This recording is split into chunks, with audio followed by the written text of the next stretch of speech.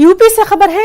उत्तर प्रदेश में पहले मरहले के इंतखाबात के लिए तशहीरी मुहिम उरूज पर है। पहले मरहले में 58 सीटों पर 10 फरवरी को पोलिंग होना है, लिहाजा बरसर इक़्तिदार बीजेपी ज्यादा से ज्यादा वोटरों तक पहुंचने की कोशिश कर रही है। पार्टी ने अपने सरकर्दा लीडरों को तशहीर के लिए मैदान में उतार दिया है। अमित शाह आज मुजफ्फरनगर और सहारनपुर का दौरा कर रहे हैं। पार्टी कारकुनान के साथ शाह एक मीटिंग करने वाले हैं, हिकमत अमली तरतीब देंगे। अमित शाह इन हलकों में वोटरों के दर पर भी जाएंगे। दूसरी तरफ बीजेपी के कौमी सदर जेपी नड्डा इटावा का दौरा करेंगे। नड्डा पार्टी के मकामी लीडरों और कारकुनों से मुलाकात करेंगे। इसके साथ साथ वो घर घर जाकर वोटरों से मुलाकात करेंगे। वहीं वज़ीर आला योगी आदित्यनाथ भी आज मगरबी यूपी में एक्शन में नजर आ रहे हैं। वो बागपत और मुरादनगर में वोटरों से राब्ता करेंगे और पार्टी उम्मीदवारों के हक में वोट मांगेंगे। और वहीं समाजवादी पार्टी चीफ अखिलेश यादव भी इंतखाबी मुहिम में जुटे हुए हैं। लगातार तशहीरी मुहिम कर रहे हैं, इत्तेहाद के हक में वोट मांग रहे हैं। इसी सिलसिले में आज अखिलेश यादव हापुड़, गाजियाबाद और शामली का दौरा करने वाले हैं। और जराये के मुताबिक अखिलेश यादव और जयंत चौधरी गाजियाबाद में एक मुश्तरका प्रेस कॉन्फ्रेंस भी कर सकते हैं।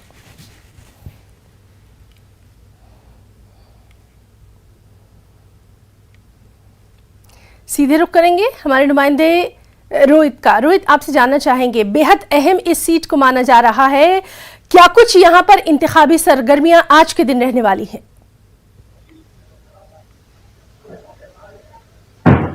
जी बिल्कुल, अखिलेश यादव और जयंत चौधरी 1 बजे संयुक्त प्रेस वार्ता करेंगे। कल मुजफ्फरनगर से इस संयुक्त प्रेस वार्ता की शुरुआत की गई। गाजियाबाद में जो 5वां विधानसभा है वे भाजपा के खाते में है। जो अपने उम्मीदवार खड़े किए हैं उसके पक्ष में वे वोट मांगेंगे और इस संयुक्त प्रेस वार्ता से कहीं ना कहीं भाजपा पर निशाना साधेंगे। कल भी अखिलेश यादव ने भाजपा पर ही निशाना साधा था कि जो वे प्रचार कर रहे हैं, डोर टू डोर कार्यक्रम कर रहे हैं, उससे वे कहीं ना कहीं घर घर जाके कोरोना बांट रहे हैं। और आज मुरादनगर में भी मुख्यमंत्री योगी आदित्यनाथ का मतदाता संवाद भी है और साथ ही साथ डोर टू डोर कार्यक्रम भी है। हम इस समय उसी जगह पर मौजूद है जहां पर आज संयुक्त प्रेस वार्ता होने वाली है।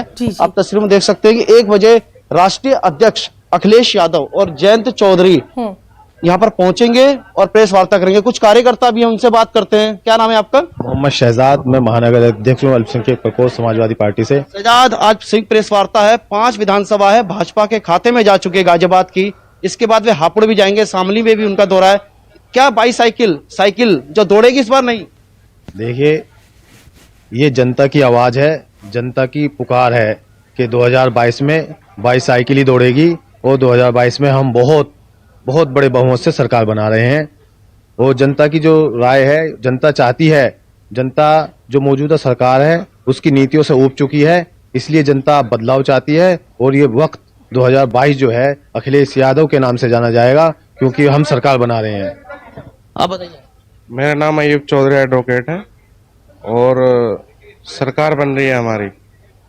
बिल्कुल, देखिए कार्यकर्ता भी यहाँ पहुंचे हुए हैं और सरकार बनाने की बात कर रहे हैं। जो अखिलेश यादव लगातार पश्चिम का दौरा कर रहे हैं, जो उन्होंने डेरा इश्त में पश्चिम में डाल दिया है। कल भी मुजफ्फरनगर से जब उन्होंने अपनी रथ यात्रा की थी तो मेरठ तक पहुंचे थे और आज गाजियाबाद में वे पहुंचेंगे। ऐसी संभावना बन रही है कि अखिलेश यादव उसी रथ पर सवार होकर हापुड़ भी जा सकते हैं। गढ़मुक्तेश्वर में भी उनकी एक प्रेस वार्ता है और साथ ही साथ एक संदेश दिया जा रहा है उत्तर प्रदेश में कि समाजवादी पार्टी की सरकार कहीं ना कहीं जिस तरीके से भाजपा के जो दिग्गज नेता हैं वह लगातार प्रचार कर रहे हैं, चुनाव प्रचार कर रहे हैं और डोर टू डोर उनका कार्यक्रम चल रहा है। अमित शाह इस समय मुजफ्फरनगर में और देवबंद में चुनाव प्रचार करेंगे, वहीं मेरठ में स्मृति ईरानी करेगी और साथ ही साथ मुख्यमंत्री योगी आदित्यनाथ गाजियाबाद में उनका तीसरा दौरा है। आज मुरादनगर में करेंगे, इससे पहले गाजियाबाद में भी उन्होंने कार्यक्रम किया था और साहिबाबाद विधानसभा में भी किया था। और गाजियाबाद की जो 5 सीट है वे बेहद ही अहम है। साथ ही साथ मुख्यमंत्री योगी आदित्यनाथ ने भी कहा था कि लोनी में जो सीट वे कहीं ना कहीं किस तरह बांटी गई है या टेबल के नीचे से बांटी गई है, सवालिया निशान खड़ा करते हैं। और साथ ही साथ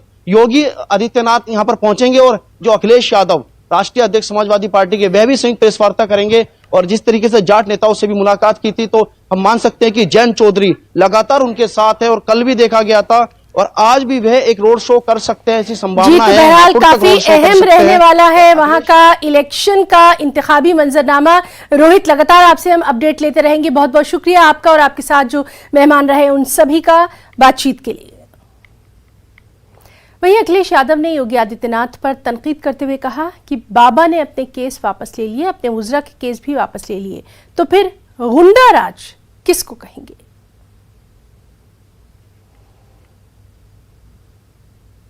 जिस सरकार के मुख्यमंत्री पर आरोप हों, बड़ी बड़ी गंभीर धाराएं लगी हों, उन्होंने अपने केस वापस लिए हों, डिप्टी सीएम ने अपने केस वापस लिए हों, और 82 विधायक वो हैं जिनको केस रजिस्टर हैं, जिन पर चुनाव लड़ने जा रहे हैं। सबसे ज्यादा आपराधिक मुकदमे वाले विधायक अगर किसी पार्टी में थे तो भारतीय जनता पार्टी के। वहीं मरकजी वजीर मुख्तार अब्बास नकवी ने अखिलेश यादव के बयान पर कहा कि अखिलेश यादव खुशफहमी में मुब्तला हैं। समाजवादी पार्टी चुनाव लड़ रही है, चुनावी चौपाल पे चकल्लस कर रही है।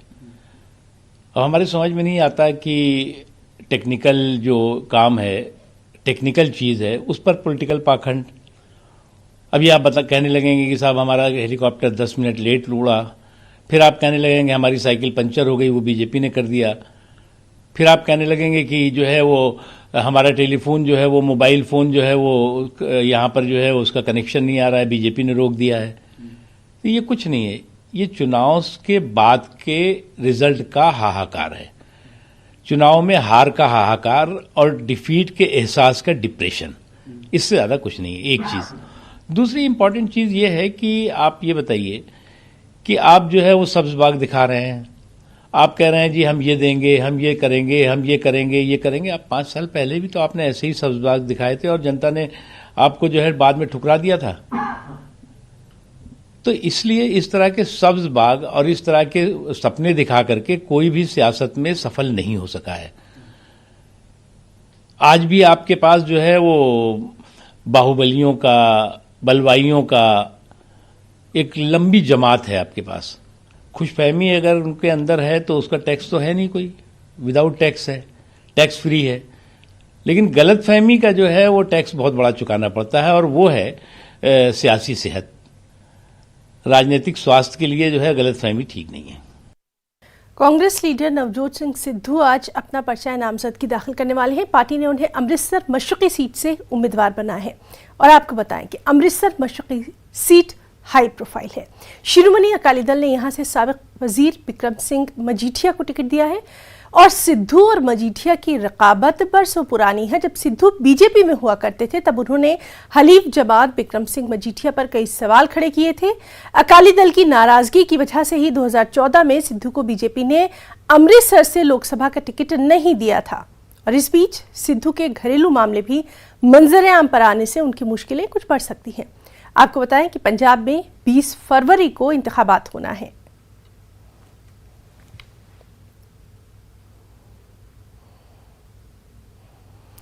वहीं गोवा तृणमूल कांग्रेस पार्टी और उसके हलीफ एमजीपी अपना इंतखाबी मैनिफेस्टो आज जारी करने वाले हैं। गोवा के लोगों के लिए मंशूर 2022 को दोनों पार्टी के लीडरान आज शाम जारी करेंगे।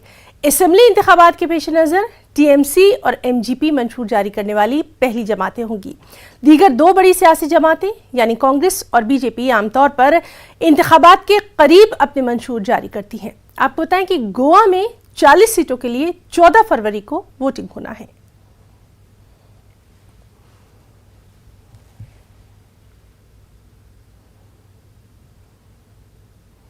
पार्लियामेंट के बजट सेशन के इब्तिदाई 2 दिन वक्फा सिफर नहीं होगा।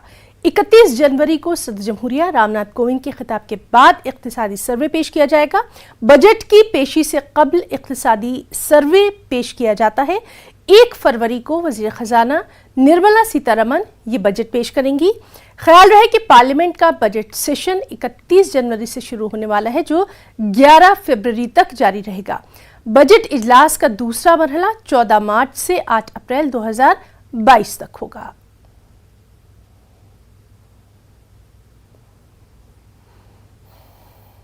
केंद्र का बजट आ रहा है और हम जानते हैं व्यापारियों से कि उनकी क्या मांग है कि बजट में उनके लिए कितना प्रावधान होना चाहिए, कितना टैक्स में छूट होना चाहिए, साथ ही जीएसटी में कितनी वो मदद की दरकार केंद्र की तरफ देख रहे हैं, क्योंकि बजट आने वाला है और तमाम व्यापारी हैं, 10 नंबर व्यापारी जिनसे राय लेंगे कि किस तरह से बजट को लेकर इनकी उम्मीद है, क्योंकि जब केंद्र का बजट आएगा तो उससे इनके ट्रांसपोर्टेशन, इनके व्यापार, बाकी चीज़ों पर कितना असर पड़ेगा। बजट के अभी सरकार हमें बजट के बारे में कुछ राहत दे, कम से कम इतनी राहत देनी चाहिए कि हमारा अभी 2 साल जो कोरोना का निकला है उसकी हम भरपाई कुछ कर पाएँ।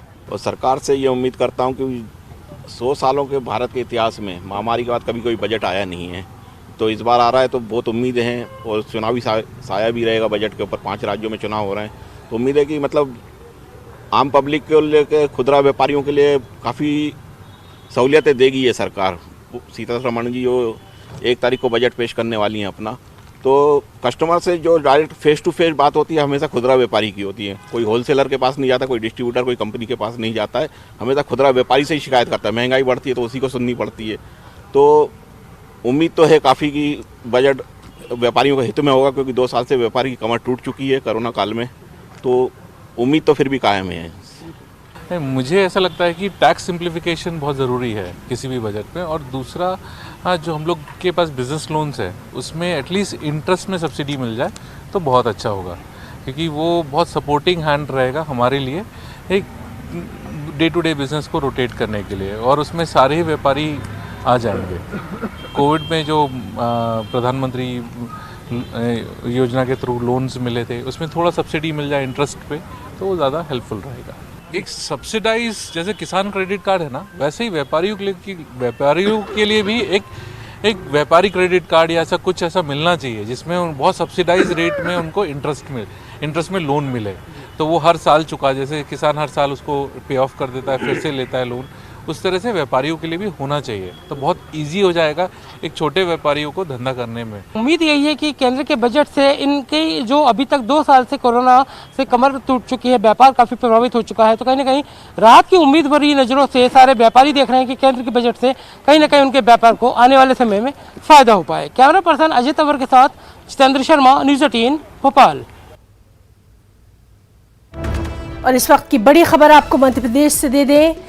मध्य प्रदेश में नाम नेहाद तंजीमों का तशद्दुद हनूज जारी है। खंडवा के बाद अब रतलाम से ये खबर है। रतलाम में गाय के सामने इस्तंजा करने पर जुदकूब किया गया।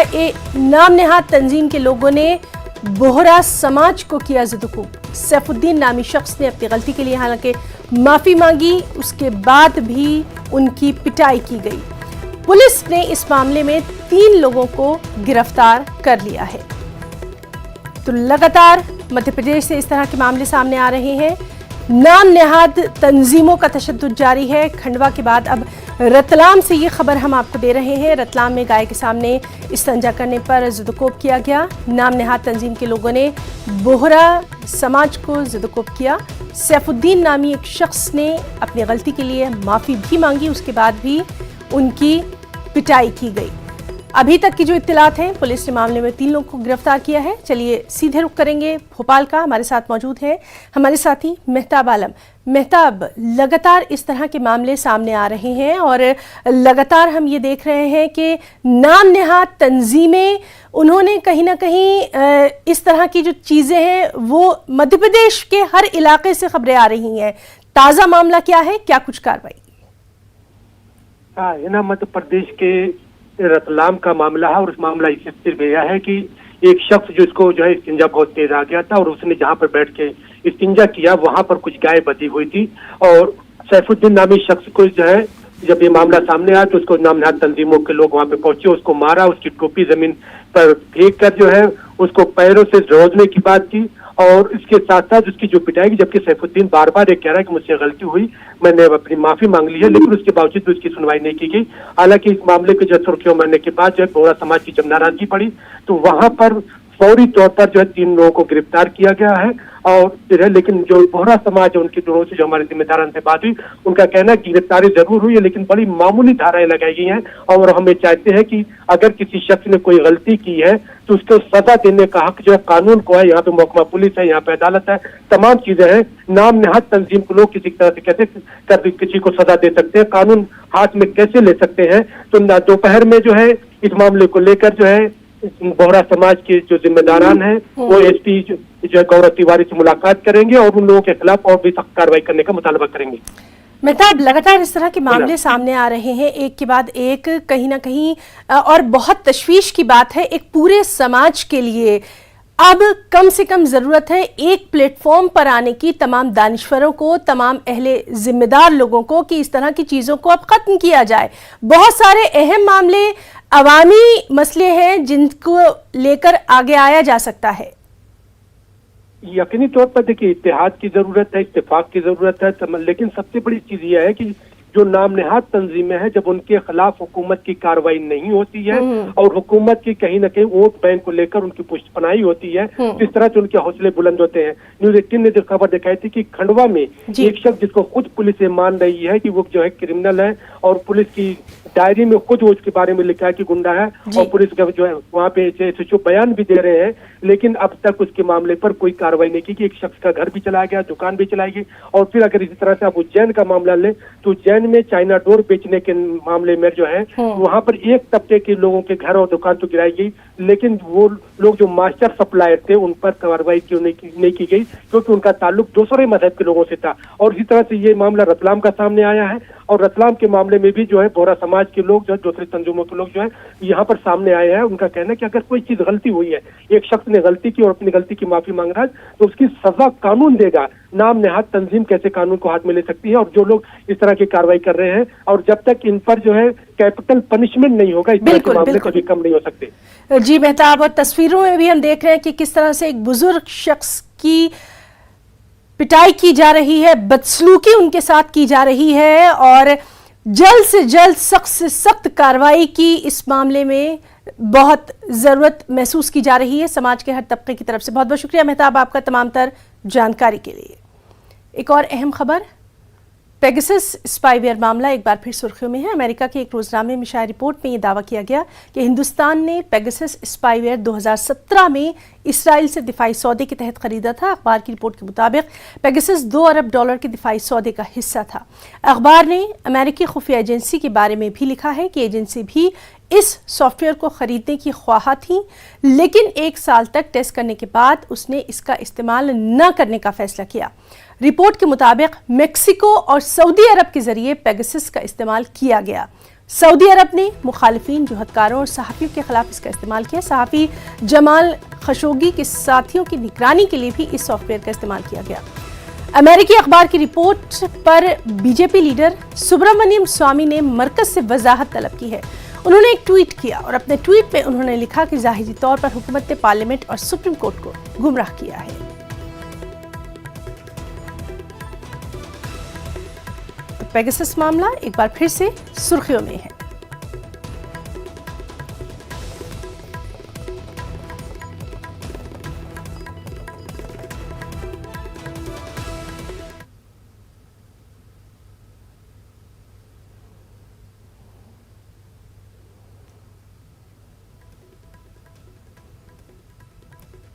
अहम खबर, पेगासस मामला एक बार फिर से सुर्खियों में है, और खुद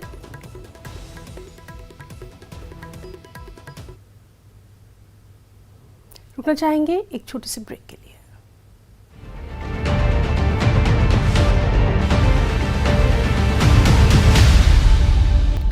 और पेगासस मामले से जुड़ी ही एक और अहम खबर, शिवसेना के रुकने पार्लियामेंट संजय राउत ने पेगासस के मामले में अपना रद्दमल दिया। संजय राउत ने कहा कि 1 साल पहले अपोजिशन जमातों ने पेगासस से मुताल्लिक जिन बातों को मंजर आम पर लाने की कोशिश की थी, बीजेपी हुकूमत ने उन्हें दबा दिया। अब हुकूमत को इस मामले में सफाई देनी पड़ेगी। उन्होंने क्या कुछ कहा है, आइए आपको दिखाते हैं।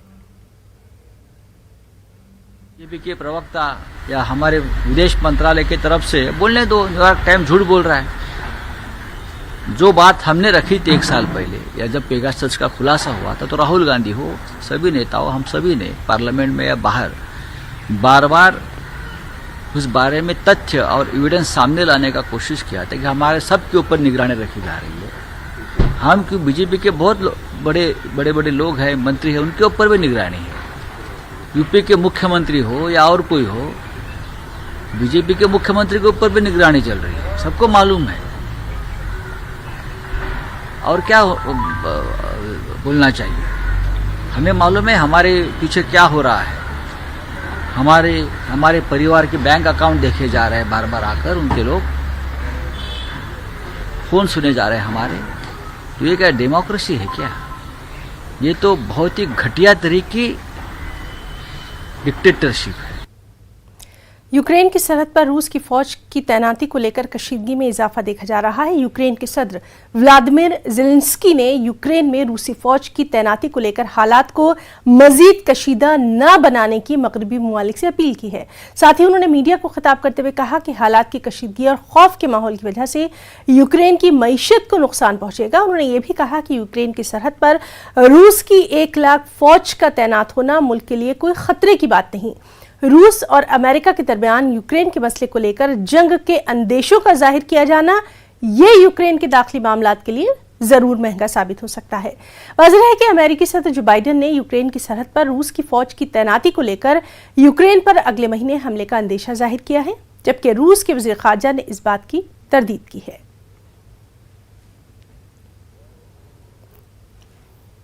वहीं यूक्रेन के बहरान पर बिलाखिर हिंदुस्तान ने अपना मौक़िफ़ जाहिर किया। हिंदुस्तान ने मसले के पुरअमन हल की ज़रूरत पर जोर दिया। वज़ारत ख़ारजा के तर्जुमान अरिंदम बागची ने मीडिया से खिताब करते हुए कहा कि कशीदगी कम करने के लिए जारी अमेरिका और रूस के दरमियान मुज़ाकरात पर हिंदुस्तान निगाह रखे हुए है। कीव में वाक़ हिंदुस्तानी सफारत खाना भी पेशरफ्त पर नज़र रखे हुए है।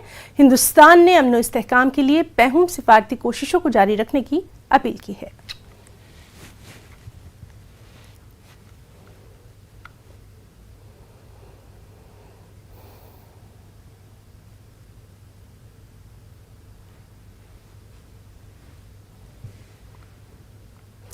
बेहतरीन अदाकारा के तौर पर अपनी शिनाख्त बना चुकी सारा अली खान इन दिनों अपने भाई के साथ सयाहती मुकाम गुलमर्ग में हैं और सारा अली खान ने अपनी तस्वीरें भी इंस्टाग्राम पर शेयर की हैं। गुज़िश्ता रोज़ सारा अली खान ने गुलमर्ग के कंगडूरी और अफरवट में सैर व तफरीह की, बर्फबारी का लुत्फ उठाया। गुलमर्ग में हो रही बर्फबारी से लुत्फ अंदोज होने के लिए आपको बताएं कि बड़ी तादाद में सयाह यहाँ पहुँच रहे हैं।